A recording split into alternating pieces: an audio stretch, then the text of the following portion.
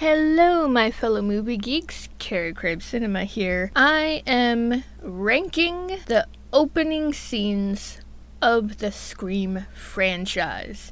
This is gonna be so much fun. I normally don't rank anything, but you know what? I was feeling like doing something different, so let's just get right into it and rank these openings. And let me tell you, none of these are bad. There are just some that are more fun than others. There we go.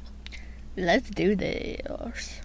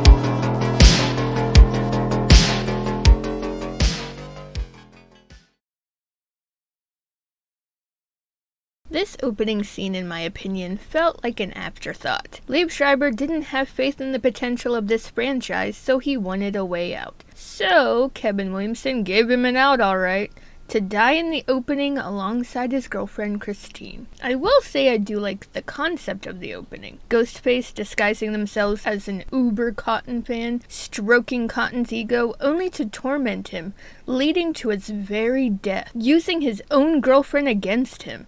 Ghostface uses technology to their advantage, making Christine think that Cotton has gone psycho. When Cotton rushes to Christine's aid, it's too late and it leads to both of their deaths. This opening is very effective and the only opening to have a survivor. That's never happened before, but it's just not my favorite. It feels like a copy of Casey Becker's opening, but that opening was horrifying. Untouchable when it comes to the scare factor. Girl alone in the middle of nowhere, being stalked by an unknown caller, itching to be just like Billy and Stu. Imitation is not always a form of flattery. For me, this opening just fell flat.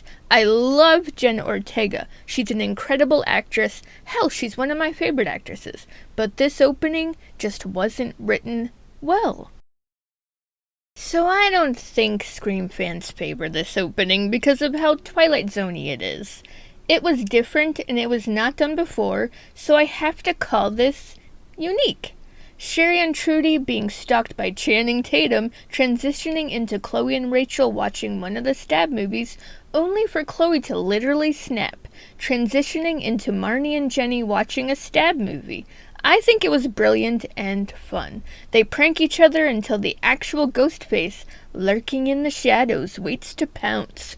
Insulting their intelligence, Ghostface goes in for the kill. What a back cruncher, huh? This opening has never been done before. We got 2 for the price of 1. So many firsts in this opening scene. First we have Laura, who is waiting for her Tinder date, or I think it's Tinder, wearing her bright Gale-inspired dress, poking fun at slashers as she becomes part of one. Joke's on you, lady. She's supposed to be a teacher who teaches this topic, and yet she's not smart enough to stay out of dark alleys? She literally walked right into the trap without a second thought. Now, it would have been a great opening, ending it there. But no, we get more. This is where it gets interesting. We have our very first early ghost face reveal in the whole franchise. This has never happened before, and you know what? I was here for it. Jason leaves and he goes home only to be stalked himself. I kind of like that there were 2 sets of Ghostface killers in this. The first set was just not too smart. I did enjoy the hot and cold game. Love that Ghostface was playing cat and mouse with Ghostface. Brilliant!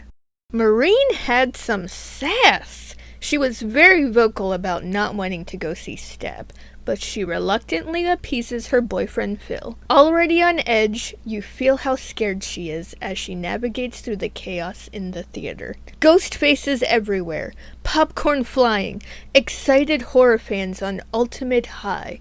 Maureen is out of her element. Phil is Mr. Calm, Cool, and Collected, just trying to have a date with his girlfriend. His death is unorthodox alone, hearing strange voices whispering in the stall next to him in the bathroom. Knife through the freaking stall and into his freaking ear. That takes precision right there. And also, ouchie, he's obviously dead instantly. Smart part is, Ghostface wears Phil's jacket, giving Maureen a false sense of security. When she touches his jacket, blood escapes onto her hands. Before panic can even sink in, she's already a goner. Stabbed numerous times and in front of everyone. That's horrifying. Blood splattered onto a stranger's arm, and before she can even react, Maureen is already bleeding out, screaming in front of the theater screen for everyone to see. Publicity stunt? I think not. So let me paint this picture for you.